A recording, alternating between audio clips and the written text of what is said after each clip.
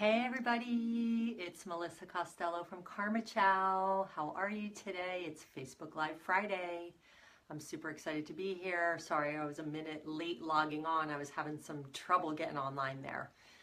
Anyway, and I'm having a wild hair day. I'm just like, whoa, my hair is out of control. Anyway, who cares about that, right? We're here to talk about an awesome topic today, and it's one that is it brings up a lot of vulnerability because it's really based around the time of day where we tend to overeat or we tend to feel out of control with our eating. And it's called transition eating. So today's topic is about transition eating and how the transition from day to night, or even from coming home from work into the evening, can trigger overeating or mindless eating. And so I posted a little kind of question on the Food Freedom Breakthrough page, and just asked people what was the most common time that they found themselves overeating or numbing out with food. And it was either after work, in between work and dinner, or after dinner when things start to wind down. And you know, what I found is that the reason why this is the time that can trigger overeating or trigger mindless eating is because its transitions are a time where we're in motion, we're moving from one thing to the next. And as kids, I think we really learned this because we would be out playing and we'd come home, and what was the first thing we did? Run to the refrigerator, right? Like, open the refrigerator. Mom, I'm hungry. I want a snack. Or anytime we came home from school, the first thing we did was sit down and have a snack. So there's these transitions that happen that we got really ingrained in us as kids. And it's something that we take forward into our adult life. And a lot of times, you know, even as families, after dinner, we would sit around the TV and eat, or, you know, we would do homework, but we'd have a snack. So much of life is revolved around food. And transitional eating, a lot of times it's because we're moving from one state to another, or from one location to another. And the evening tends to be super hard for people because it's a time when we're winding down, things are getting quiet, everyone's fed, dinner's over, and it's like, what's next? And if you have young kids, obviously you'll be getting them ready for bed. And by the time they go to bed, then you're going to be like, okay, now it's me time, what's next? And usually what happens is we're so exhausted, we're so tired, we can't think about doing the next thing. So it's like, I'm going to sit down in front of the TV and zone out and check out. And so what happens is, in accordance with sitting in front of the TV and zoning and checking out, comes the food and comes the snacking. And, you know, I've been guilty of this for a lot of my life. And what I've learned is that I don't eat in front of the TV anymore because it's a trigger for overeating. And when I do eat in front of the TV, it's very intentional. So and what I mean by that is, if I'm going to watch a movie and I know I'm going to make my own popcorn and have popcorn, I'll put it in the size bowl that I want it, and then I'll have that, and that's it. And I won't, you know, go back for more or have a huge, ginormous bowl that I'm picking out of, although I do that sometimes. But now I'm in a place where I'm able to just stop when I'm full and know when I've had enough. So this idea of transitional eating is when, you know, a lot of times we are out in the world with people, or we're having dinner in community, and then all of a sudden in these transitions, sometimes we find ourselves alone. And most of the time when people tend to go to food or overeat is when we're either alone or we're in avoidance. And especially in the evening, like I said, when things get quiet, that's when we start to actually feel ourselves, or things start to bubble to the surface, or we feel uneasy, or we feel bored. Boredom's a big one. Or we feel like, what am I supposed to do with myself? What's next? I'm not busy. What do I have to do? So the thing that drives me crazy is that we always think we need to be doing something. We always think we need to be doing something, but we don't. whatever happened to just being and just breathing and hanging out with yourself and being conscious and aware and just taking the time to really let yourself feel whatever you're feeling. And oftentimes this overeating happens or this numbing out happens because we don't really want to address what's happening under the surface, or we don't want to feel what's really going on. And we all have stuff going on, and we all have feelings under the surface. It's not like we're all running around like la la, everything is great. And the thing about emotions is that they rise and fall, they come and go. But a lot of times what I've noticed is that with a lot of my clients is that they have this uneasiness, or they feel stressed, or they feel a lot of emotion or boredom. So food tends to be the thing that they turn toward because it's very comforting and it feels really good and it's satisfying. But then what happens is they'll overeat and then feel crappy about themselves. So, you know, it's one thing to make a choice to, you know, go, you know what, I am really tired. I really just want to have some downtime. I'm going to put a TV show on, or I'm going to put a movie on, and I'm going to consciously watch that. I'm not going to, you know, just sit down and shovel food in my face without even being aware. So it's one thing to kind of make that conscious decision, and it's another thing to transition into the evening and just kind of go about the daily behavior or habit of like sitting in front of the TV and overeating. And I gotta tell you, it's almost every single one of my clients does it. And that's one of the reasons why they come to work with me, is because they feel a little bit out of control with food. Or it tends to be a time of night when they binge as well. Like after everyone goes to bed, it's like, what can I eat? Oh, I gotta go in the kitchen and I don't want anyone to see me. So I'm like, I'm gonna eat whatever I can while everyone's asleep and I'm alone in the kitchen. So it tends to just be that time of the day where people, again, it gets quiet, we're moving from day to night, and it's a hard time for people because we're not used to just being with ourselves anymore. We're not used to feeling what's going on underneath the surface. We're not used to addressing our emotions.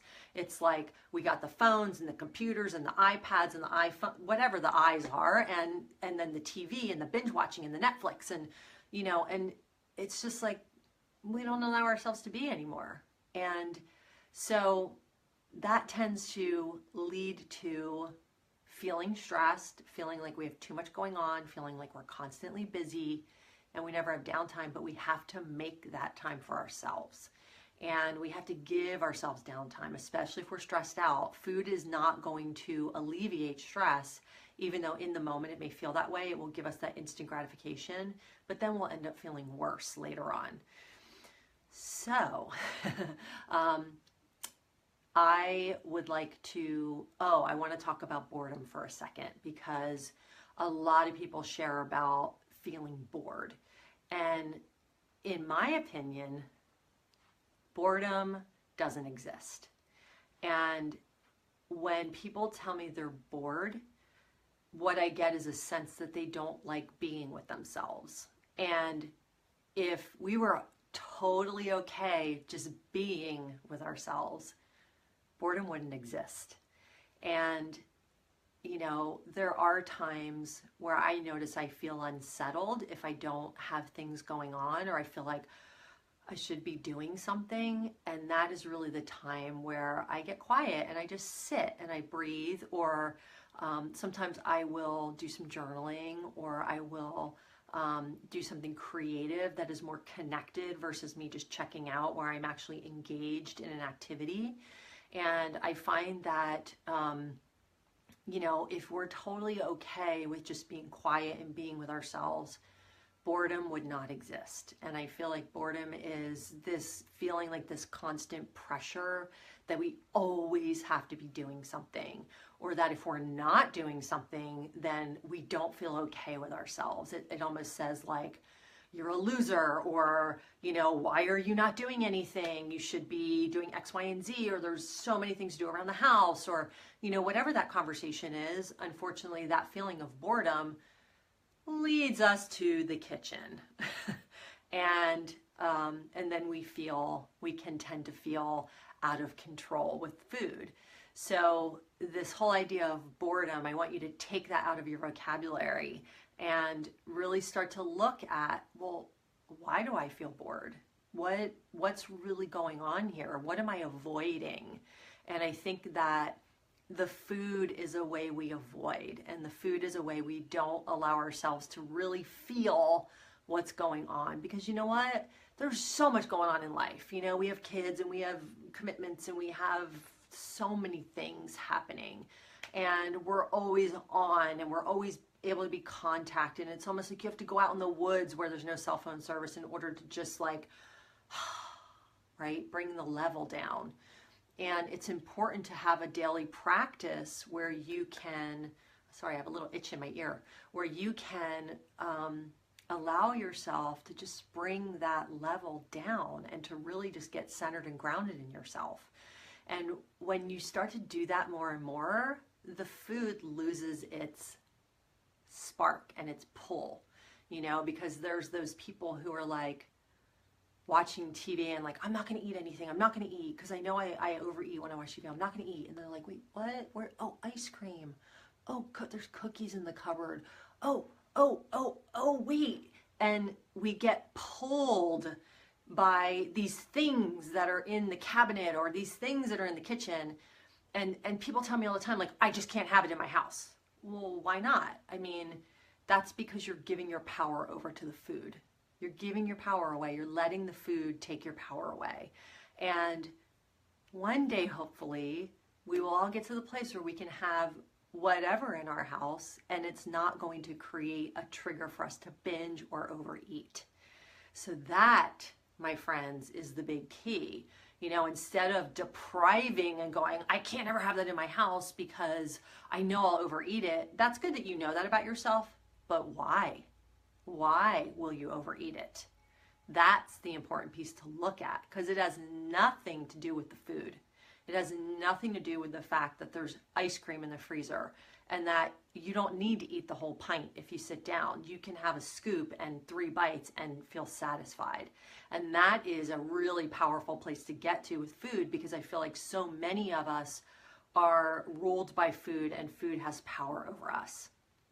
So here's some things that you can do, some actions. Oh, by the way, you guys, if you haven't yet signed up for my free class with Holly Perkins, who is incredible. She's an amazing fitness instructor. She's written a couple books. She writes for Women's Health. She started Women's Strength Nation. She's all about empowering women through weightlifting and nutrition and just spirituality and everything. There's a link on this page. Sign up for that, because I'm going to have an awesome free mini course that I'm only offering to people that are on the teleseminar. And it's going to be a 5-day mini course, and it's totally free.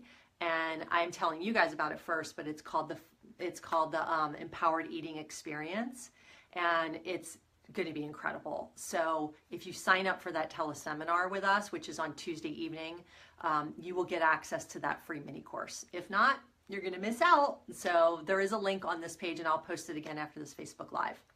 So anyway, okay, moving on.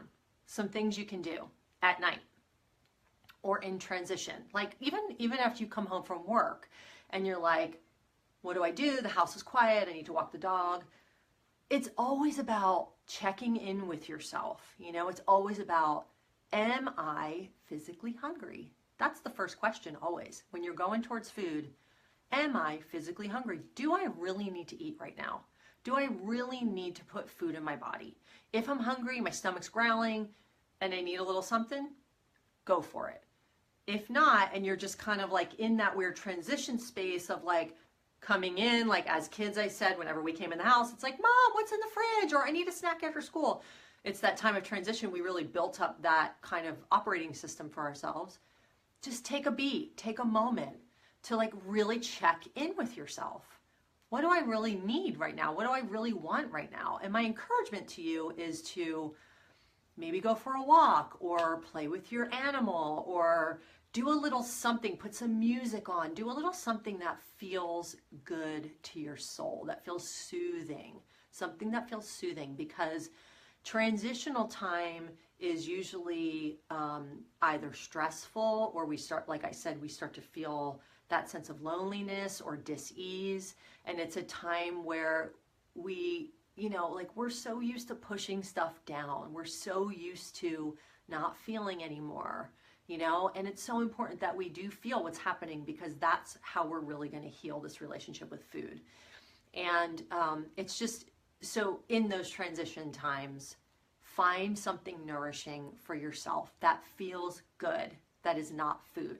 Unless you're completely physically hungry and you need a snack before dinner or after dinner, great, But the thing is a lot of times when we go for the sweet stuff, it's like you only need 1 or 2 bites to really feel satisfied. I mean, after that, you can't even really taste it. So it's like, let yourself have a square of chocolate, and then move on. But the thing is, when we're avoiding feeling and when we're running from things, that's when we tend to run toward food. So take your time, take a pause, check in. What do I really need right now? What am I feeling right now? What can I do that will nourish me other than eat? And then do that. So make a list for yourself of 3 to 5 things that you can utilize at these times of transition. And because at times of transition for yourself, well that you get triggered into mindless eating or overeating. So have that list of those few things that you can go to just give yourself a little bit of space and downtime. So I love to do crossword puzzles in transition time, and it just gives me a whole different focus. I also love to do my adult coloring books, which is just give me so much joy, and I don't have to sit there for 2 hours. I can do it for 10 minutes and feel good. Or music is another great one for me. So what are those things for you, and what can you start to put into action at times of transition?